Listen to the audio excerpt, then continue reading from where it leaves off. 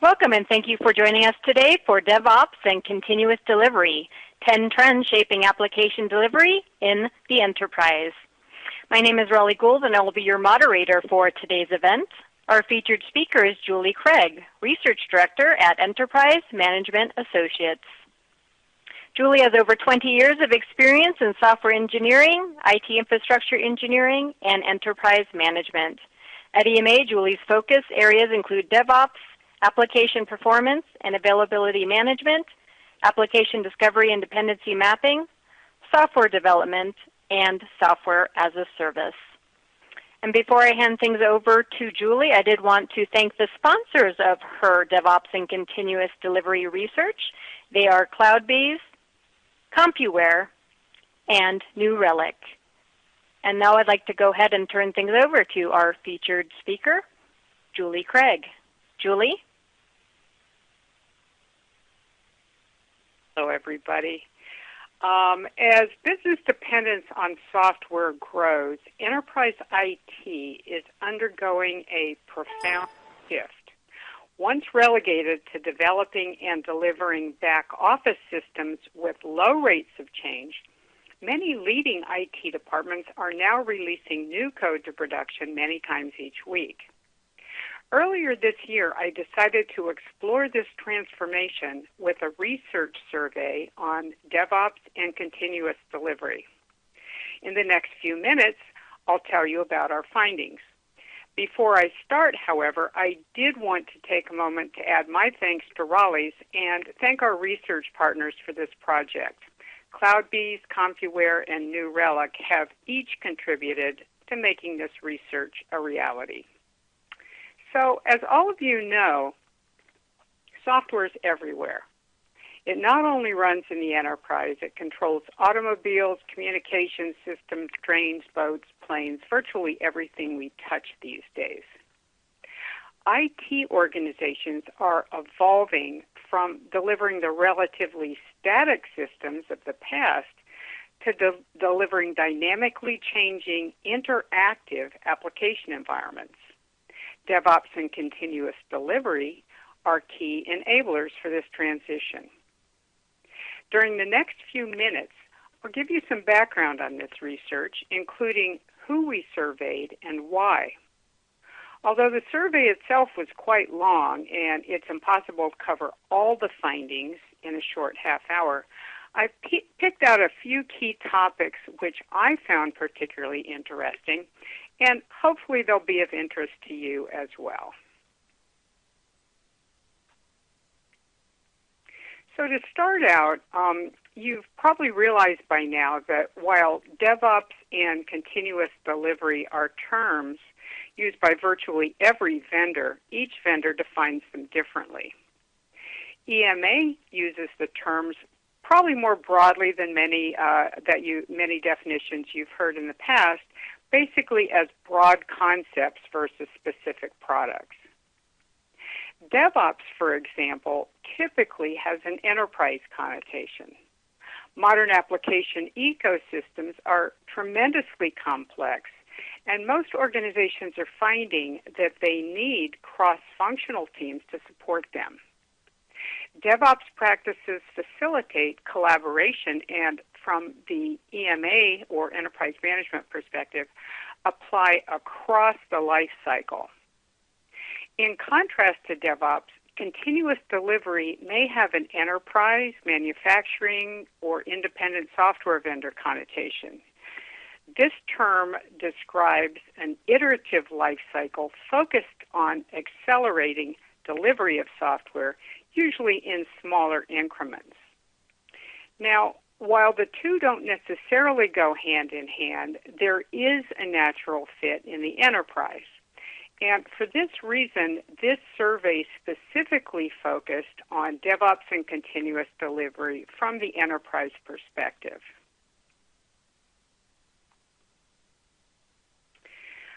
EMA takes a life cycle approach to DevOps, as I mentioned briefly. We see each stage as an iterative life cycle within a life cycle, since this is the reality within most development and operations organizations. For example, software design tends to evolve iteratively with input from business stakeholders over time. Code is also developed iteratively, since testing and user acceptance can both send a given piece of code back through the development process. Even production support, which I've shown in this graphic as the managed stage, has its own iterations.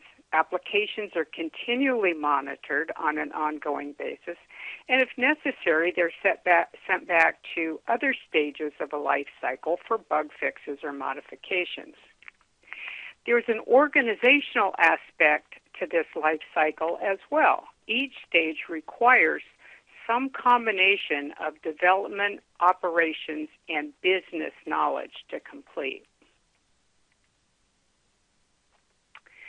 Now, when you bring continuous delivery into the mix, it may not be a coincidence that when we look at DevOps from the lifecycle perspective, it provides an ideal backbone for continuous delivery as well.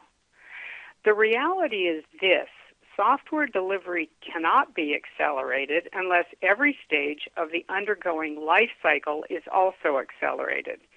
So from the enterprise perspective, strong DevOps practices and a life cycle approach should increase the velocity of software delivery while also improving overall quality. And that is pretty much the position that I've taken, not only in this particular research, but also similar research I did about a year ago on DevOps.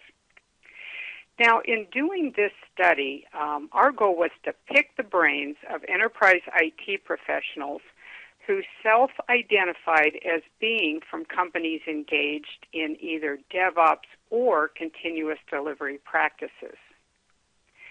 The goals were to identify their key challenges and to assess the business outcomes of these practices. In addition to being from companies doing either DevOps or continuous delivery, all respondents were actively involved in either delivering applications themselves or managing those who are. Since I also wanted to assess the correlation between these practices and revenue growth, the respondents also needed an understanding of their company's budgets and revenues. So as you can see, this was quite a select group of people. You know, it wasn't just folks that, maybe knew something about IT. It had to be people who specifically were professionals who were focused on applications at some point in the life cycle. So, which of the results did I find particularly interesting? Well, I have more than 10 slides here because some of the results are kind of two parts.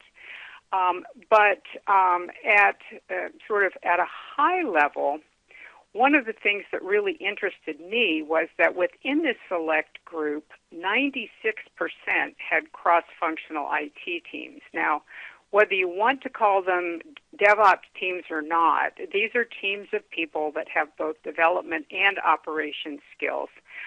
In many cases, they might have network skills as well, and they are called different things in different companies. Application management teams seems to be a common name, infrastructure services. But regardless, they are groups of people who do have skills pretty much across the IT spectrum. Now, in quarter 3 of 2014, I did research on application performance management, asked a similar question, and at the time, approximately 80% of a less DevOps-centric group of respondents answered in the affirmative to this question. At that time, about 60% identified these teams as being dedicated versus ad hoc. So these are full-time people who basically are cross-functionally managing application support. So clearly the respondents to this survey understand the value proposition of cross-functional collaboration, and I think they were pretty optimal in terms of answering the kinds of questions that I needed to have answered. In addition, approximately 15% of this group define the DevOps role as operating across the full life cycle, as we do here at EMA. As you can see from this slide, this definitely was not the most common approach. Most see code check-in as the point where DevOps teams come into play.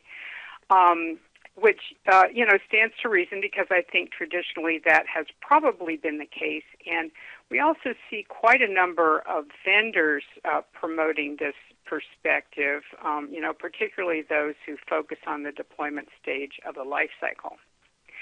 EMA sees this viewpoint evolving more towards a life cycle approach as more companies start to make the link between a DevOps-driven life cycle and accelerated software delivery. So, subsequent research will prove whether that hunch is true or whether it isn't. DevOps isn't without its challenges, the primary one appearing to be delivery speed, although not by, a tremendous number percentage points. In terms of speed, businesses expect IT to be agile. However, software development takes a long time. Other top challenges include troubleshooting of complex software systems and finding ways to improve interactions between development and operationally trained people. Oddly enough, management support of cross-functional work comes in as the number 4 challenge.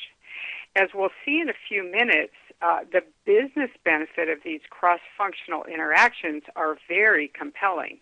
For this reason, I also believe it's likely that this finding will change over time as more IT executives begin to link DevOps with the potential business outcomes and benefits. One of my objectives in doing this study was to uncover the links, if there are any, between DevOps and revenue. And for me, this slide pretty much puts those questions to rest. It shows a crosstab combining business revenue growth with the quality of the day-to-day interactions between Dev and Ops. In other words, how positive are the interactions between development and operational teams. The specific questions are actually shown underneath the graphic. This crosstab shows a clear, overwhelmingly positive relationship between the two. 87% of companies whose development and operations interactions were rated as above average or excellent saw revenue growth of at least 10% last year. In contrast, only 13% of those reporting average or poorer interactions reported similar revenue growth, and many actually reported revenue decreases. The delta between the two numbers is so overwhelming that it's difficult to refute. Apparently, practices which promote collaborative bridges across development and operational silos deliver measurable revenue-related business benefits.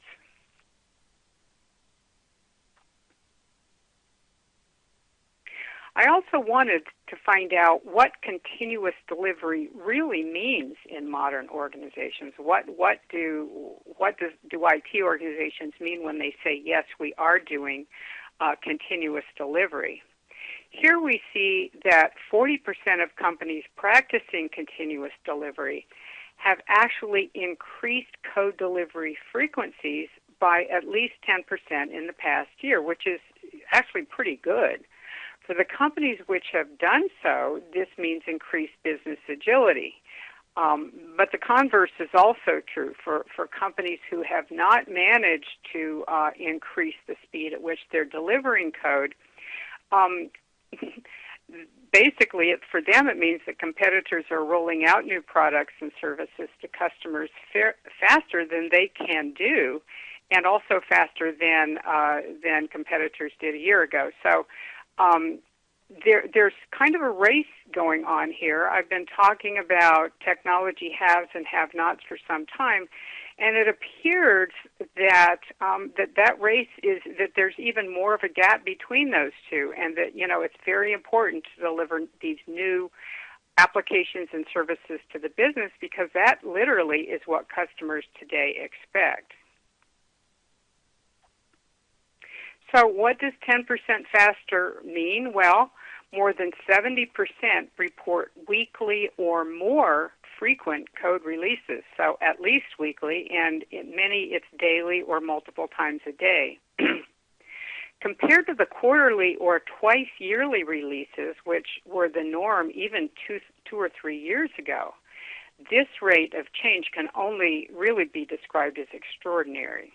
And since change has traditionally been the enemy of IT operations teams, it's little wonder that DevOps practices have matured exponentially in this time as well.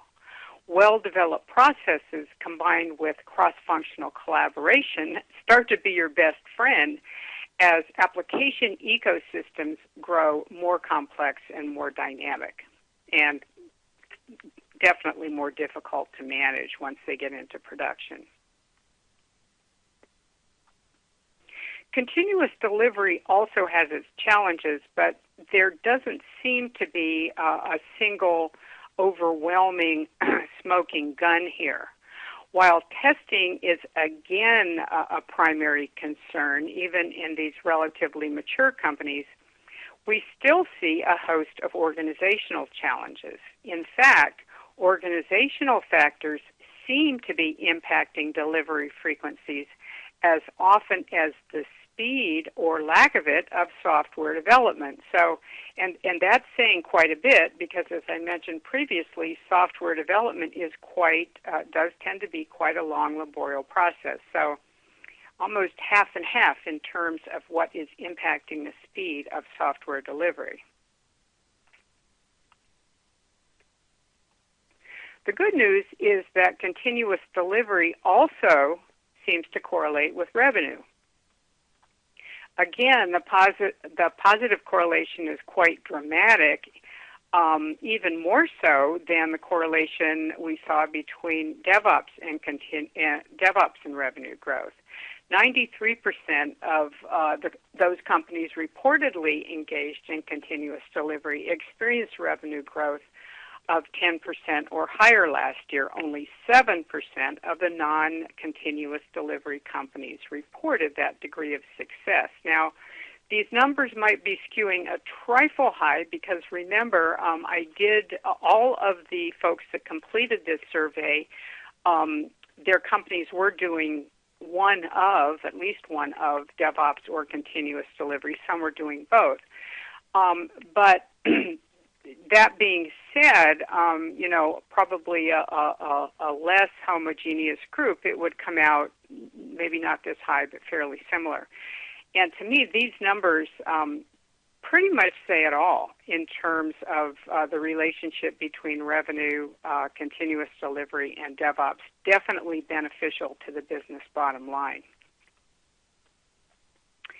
In another validation of the need for speed, this slide highlights the impact of delivery frequency on revenue. So this is how often we're actually delivering and what the impact is on revenue. Of those companies which increase the frequency of code delivery by 10% or more, as I cited on a previous slide, more than 60% saw revenue increases of 10% or more.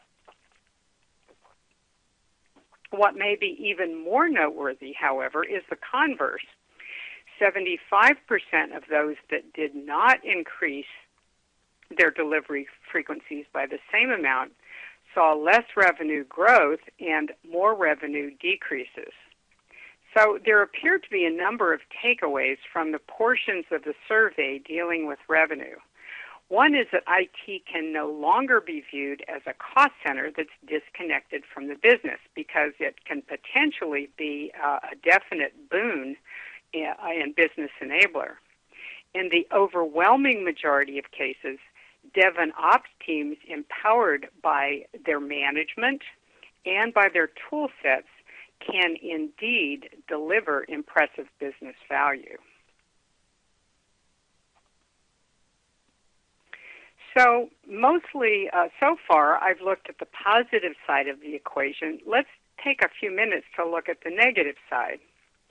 While continuous delivery clearly benefits the business, it takes its toll on IT. 45% of the respondents said that development is drawn into production support more often, and 30% report a higher number of performance or availability problems, and these are for those companies doing continuous delivery. In fact, almost half say both Dev and Ops are being drawn into application support more often, and sometimes even at the expense of their own core responsibilities. For example, development teams spend approximately equal amounts of time developing software and managing software already in production. Now, taking a minute to consider the enormous revenue potential I've already talked about of increasing the velocity of software delivery, this appears to be counterproductive. You know, what would happen if these teams could actually spend more time creating software and less time supporting software?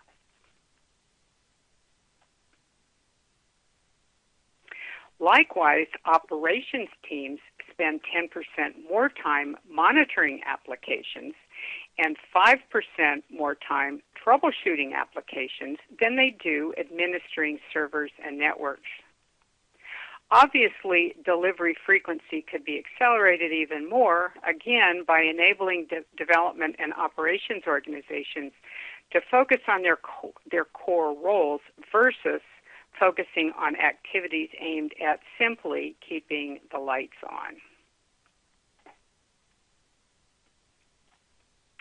So what's the answer? Well, as you can probably guess, I'm a firm believer in the value of enterprise management tools. Many DevOps and continuous delivery-related tasks can be automated, and every automation investment frees up IT specialists for work that can add business value. As an example, like many of you, I often multitask. Putting one task on autopilot means that I can allocate more bandwidth to tasks which do require my time and attention. In a way, tools enable IT specialists to do something similar. The findings highlighted here clearly illustrate that the benefits of DevOps and continuous delivery practices can directly impact the business bottom line.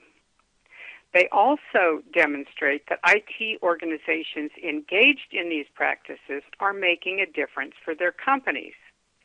At the same time, as we've seen, these practices can adversely impact the workloads of both DevOps and operations. Now, everybody wants to have their cake and eat it too. Everybody wants to, be able to save money and not have to invest in tools, and also have the kind of revenue growth I've talked about here. But the challenge is to free up Dev and Ops to do what they're best at, to enable them to deliver the business benefits that I've actually discussed today. Once skilled people are hired and strong processes are in place, the role of tools is twofold. First, to automatically perform those tasks which can be offloaded, and to do them faster and probably more efficiently and more accurately than people can. Second, to do so by instantiating and automating existing processes to make sure processes are in place that are approved by the enterprise. Research studies such as this one help clarify the factors contributing to business success through technology. In this case, automation can be a key foundation for companies seeking to make the transition towards DevOps and continuous delivery. Now, that concludes my presentation for today. Raleigh, I'm not sure what our time looks like. If we have any questions, and we could certainly, I think, have a couple of minutes here for Q&A. Yes, we do have time for a couple of questions. You can log those in the Q&A panel if you have some questions for Julie. Julie, let's jump right into the questions. The first one is, why do you think software integration testing tops the tools wish list? Well, that's a good question, and I'm not sure how many folks on the webinar are developers or have been involved in software development, but integration testing is actually where the code you're working on is tested against the other existing systems within your enterprise. Today's applications are highly integrated. I've talked with folks who are integrating Salesforce.com. They might have, a couple of them I've talked to have more than 200 integrations running just to this cloud platform, and that could very well be true of on-premise platforms as well. These are among the most difficult types of applications to test. And, there are some products emerging on the market that do cover that space, and I think that, one of the reasons why folks are looking for those kinds of tools is because it's hard. Hopefully, as time goes on, those functions will be more automated, and there will be less difficulty with that particular, with those particular issues. Great, thank you, Julie. Let's take one more question. This audience member said, I'm surprised that the correlation between continuous delivery and revenue growth is not stronger. Why do you think this is the case? Well, I actually thought when I looked at those numbers, I thought that they were pretty strong. Once you get into the 80s or 90s, that's a pretty good correlation from my perspective. As to why they weren't stronger, I can't say. One thing is that, there are some companies that, sort of take they kind of lick their finger and hold it up to the wind and take a wild guess, as opposed to doing any real, metric-driven types of quantification. I think that might be one factor. But basically, if I were a CIO and I saw numbers like what I saw in this research, I think I would be, at least certainly well disposed towards looking at continuous delivery as an option. Great. Thank you, Julie. And I wanted to thank today's audience for joining us. You will be receiving a follow-up email from Enterprise Management Associates tomorrow that will include the on-demand playback of today's webinar, as well as some additional resources. Thanks again for joining us, and enjoy the rest of your day.